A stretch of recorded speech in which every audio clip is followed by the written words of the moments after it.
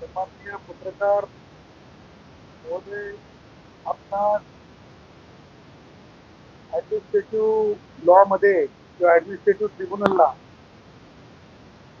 2 वेळेस अध्यक्ष होतो, त्यामुळं अधिकाऱ्यांची कर्तव्य जबाबदाऱ्या त्यांच्यावरील माननीय सर्वोच्च न्यायालयाचे निर्णय जे असतात त्या आधारावर आज आपणाशी बोलावं असं वाटलं.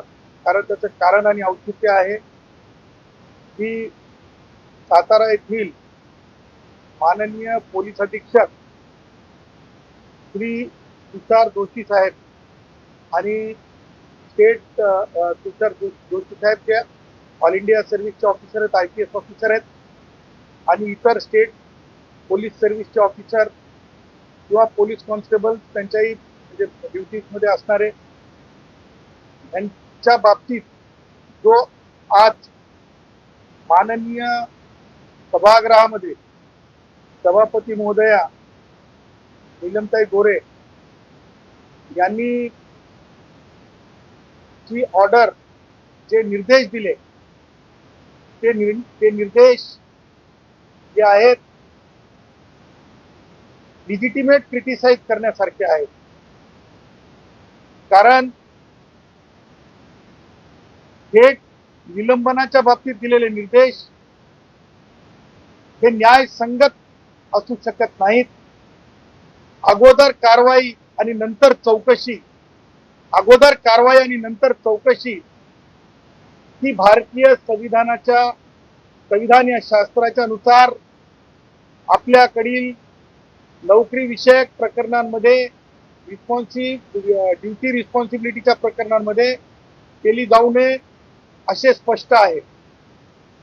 आणि म्हणून आज जे सन्माननीय अधिकाऱ्यांना निलंबित करण्याचे निर्देश देण्यात आले, घाईघाईने काय देण्यात आले? अशी काय घाई आहे? युद्धजन्य परिस्थिती आहे का की अधिकाऱ्यांना निलंबित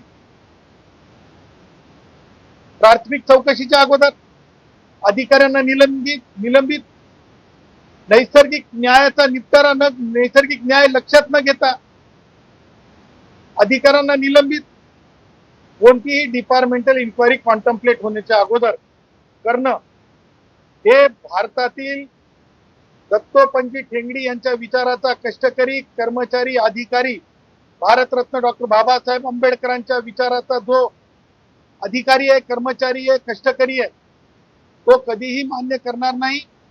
आणि हे लिजिटिमेट क्रिटिसिझम आहे, निर्णय चुकीचा आहे, तशा प्रकारचे निर्देश देणं योग्य नाहीत.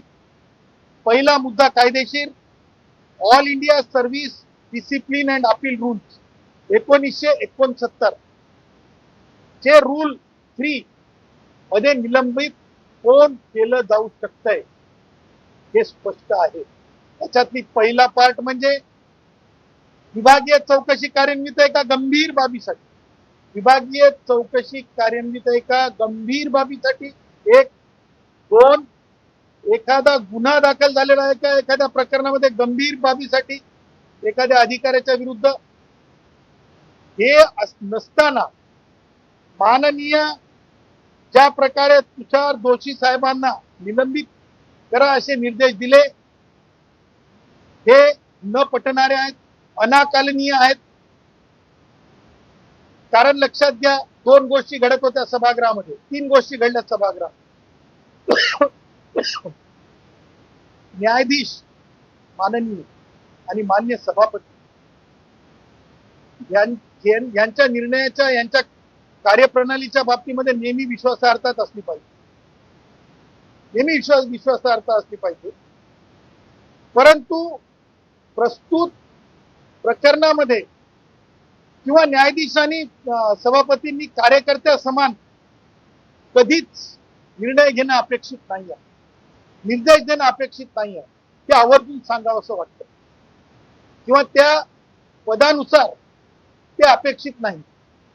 माननीय सभापती महोदया यांना मी म्हणजे आम्ही ज्यावेळेस नवीन आम्हाला विस्तृत नव्हतं तेव्हा आम्ही जेव्हा सामाजिक कार्यामध्ये आलो, विद्यार्थी चळवळीत आलो, तेव्हा त्यांच्या कार्याचा म्हणजे आदर्श सुद्धा आम्ही घेत होतो. त्याच्यामुळे त्यांच्या व्यक्तिगत बाबतीमधला हा क्रिटिसिझम नसून हे क्रिटिसिझम त्यांच्या या निर्णयाच्या प्रती आहे. आणि तीन ज्या गोष्टी घडत होत्या, तीन कोणत्या गोष्टी आहेत तर सभापती महोदया ज्या वेळेस त्यांना ही माहिती समजल्याच्या नंतर त्या उठून उभ्या राहिल्या. मानवी दृष्टिकोन आहे, उभं राहून ऐकण्यासाठी कुणाचे बंधन नाही, परंतु ज्या गडबडीनं ज्या घाईघाईनं त्यांनी सांगून टाकलं की म्हणजे त्यांनी एकतर मान्य केलं की कालपर्यंत सुट्ट्या होत्या म्हणून कोणती चौकशीच्या बाबतीत निर्णय सरकारच्या वतीने झाला नाही. मग सरकारच्या वतीनं काय होतंय, काय चौकशी कॉन्टम्प्लेट होते त्याच्या अगोदरच सभापती महोदयांनी सांगून टाकलं की ह्या प्रकरणामध्ये निलंबनाचे निर्देश एक्झिक्यूट करण्याचे. आता मला एक सांगा, दुसऱ्या बाजूला सन्माननीय मंत्री गोरे साहेब त्यांनी दुसरी वस्तुस्थिती सांगितली. ती वस्तुस्थिती त्यांनी सांगण्याच्या अगोदर सभापती महोदय काय म्हणतात, परत गडबड, घाई. कायद्याची प्रक्रिया राबवणाऱ्या व्यक्तींनी कधीच घाईघाईने निर्णय करणं, एक्सपिडाइटली करणं अपेक्षित आहे, परंतु कुणाचा तरी नैसर्गिक न्यायाचं पतन होईल असं होता कामा नये. सभापती महोदयांच्या समोर माननीय गोरे साहेब मंत्री महोदय म्हणत होते की कशा प्रकारे कोण मंत्री एक उघडून जबरदस्ती मध्ये आले, ती चौकशी व्हायला नको का? ते चौकशीचं कारण असू शकत नाही का?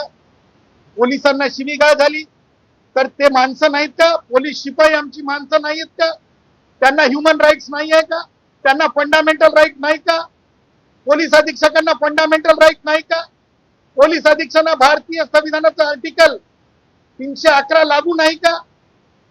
की फक्त आणि फक्त एका बाजूलाच लागू आहे? ह्या सगळ्या गोष्टी जेव्हा गोरे साहेबांनी सांगितल्या तत्पूर्वीच सभापती महोदयांनी सांगितलं की नाही, मी निर्णय दिलाय आणि आता त्याच्यावर पुढं वेगळी चर्चा नको. हे कुठेतरी संविधानाला छेद देणार आहे, हे कुठेतरी संविधानाशी फारकत घेतल्यासारखं वाटतं.